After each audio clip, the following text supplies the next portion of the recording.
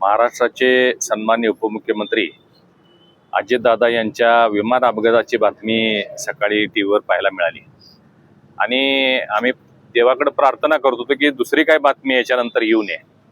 परंतु ज्यावेळी विमानाची दृश्य दाखवली त्यावेळी छातीतली धडधड वाढली आणि काही क्षणातच जी ऐकायची नव्हती ती बातमी आमच्या समोर आली.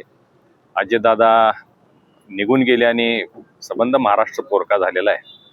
अतिशय स्पष्ट वक्ता नेता म्हणून त्यांच्याकडे पाहिलं जायचं. सकाळी 5:45ला काम सुरू करणारा, कार्य सुरू करणारा एक नेता देशात पहिलाच असेल मला वाटते. आणि परखड मत व्यक्त करणारे, कार्यकर्त्यांवर जीवापाड प्रेम करणारे, म्हणजे एखाद्या कार्यकर्त्याला रागवले तर समजायचे की त्याचं काम झालं म्हणून. महाराष्ट्राच्या कानाकोपऱ्यात चांद्यापासून बांद्यापर्यंत कार्यकर्त्याला नाव घेऊन हाक मारणारे असे दादा, म्हणजे असं होईल असं स्वप्नात सुद्धा वाटलं नव्हतं. आणि ही बातमी अतिशय वेदनादायी आहे, दुःखदायी आहे. मी भारतीय जनता पार्टीच्या वतीनं, महाडिक परिवाराच्या वतीनं त्यांना श्रद्धांजली अर्पित करतो. महाराष्ट्रामध्ये ही जी पोकळी निर्माण झालेली आहे, ही पोकळी कधी